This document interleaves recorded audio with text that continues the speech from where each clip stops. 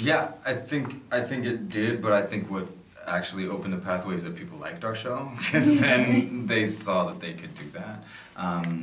But I think what it really opened, besides the sex and you know, it's just the reality of life. Showing shows that are more, I think we're seeing a movement right now of shows that are more true to what life is really like. And our show, even though it is fantasy, I think that it does accomplish that. Yeah, I think that the network was taking a big risk on the show, and it's paying off because people want to see real stories, and sex is a part of life, and the F word is a part of life. I mean, maybe magic isn't for everybody a part of life, but for some of us it is.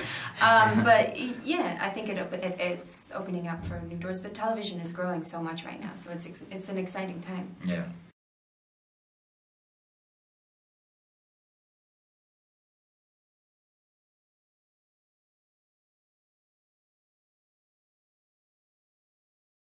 I mean, when I got sent the pilot script, they sent the Julia material to me, so I didn't pick who I read for, and I loved the pilot so much, and I loved all the characters, and I was happy to read for it, and I went in and I read with everybody for Julia, and 5 minutes later I walked out and I was like, but Alice is who I love, that's who I get. The second I read the book, that's who I am.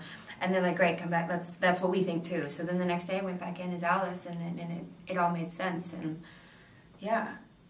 I had a different story with it. Mine was I auditioned as Penny, the first audition with the casting directors, and then I'd worked with Sarah a couple years before this, and she actually, for my callback, I read for both Penny and Elliot in that audition. But she wrote these scenes for Elliot. Elliot is so complicated and it's such a deep character. I was really excited about it, and for some reason, like, I didn't respond on first read to Penny's character, so I focused for the callback a lot more on Elliot.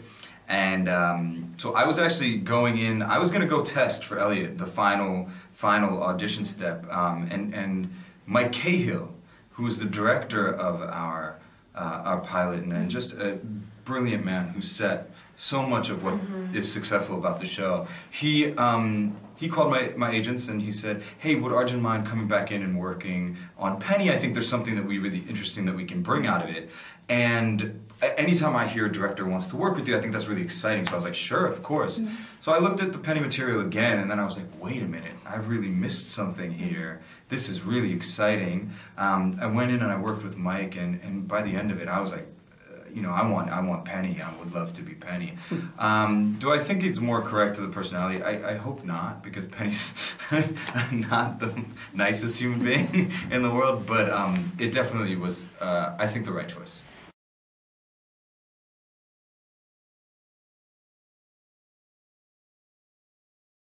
Yeah, we have two choreographers, Paul Becker and Kevin Lee, who work on the show and come on set to make sure that we're doing it correctly. But they talked with all of us before the show started, hey, what are you comfortable with? I played violin for a long time. My left hand is more dexterous than my right. So they built stuff that was a little bit more left-handed for me, even though the tut I'll show you is right-handed, because it's the only one I remember.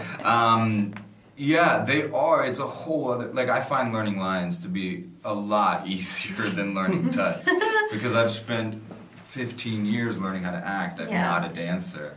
But they do a really great job of helping us through it. Yeah, it's been fun because we all have a very different language of tutting based on our characters and skill sets. So, yeah, it's hard though. It's so hard. They make it look good on the show, and by the time... But what's fun is it's really hard while we're practicing it, but then when you're in the moment and you're actually in the scene and the stakes are high, you'd be amazed at how often your hands do what you want them to do, because that's what would happen in real life, you would hope. You would rise to the occasion, so that's kind of how it feels every time I'm like, whoo, I did it. Which tut are you going to show? I don't know, I'm trying to remember. My dress won't let me tut. Oh, it's the Rhinoman Ultra. I can't. Oh, I'm not good at tutting. I had a combo tut, now that I'm remembering, which I don't remember. All I remember is that I ended up slapping myself in that tut. But this one was an easy one that was that everyone can do at home. You just put your hands like this. You put it near your ear, and then it just unfolds. And that is how you slice someone. That's how Penny sliced Eve.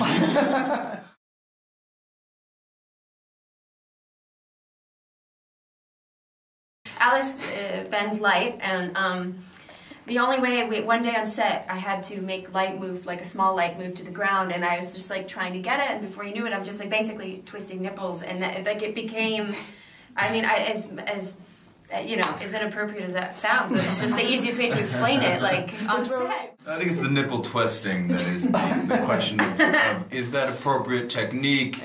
Are there more efficient? I don't know. I mean,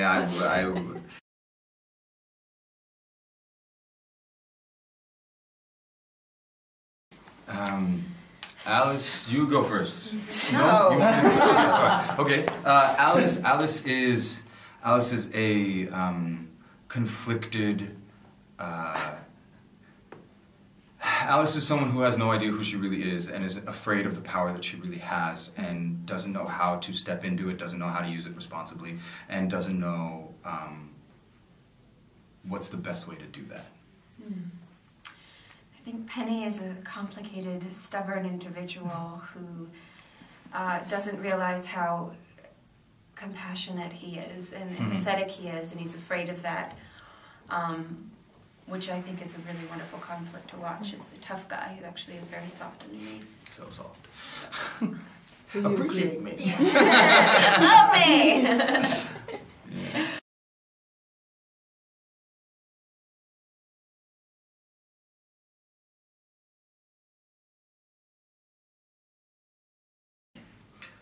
So we had a couple options last season when I came in and we were playing with the no hands. We have incredible special effects makeup artists, Masters FX out in Vancouver, that have done the White Lady, do the Great Cock, all of those amazing magical creatures that we got to.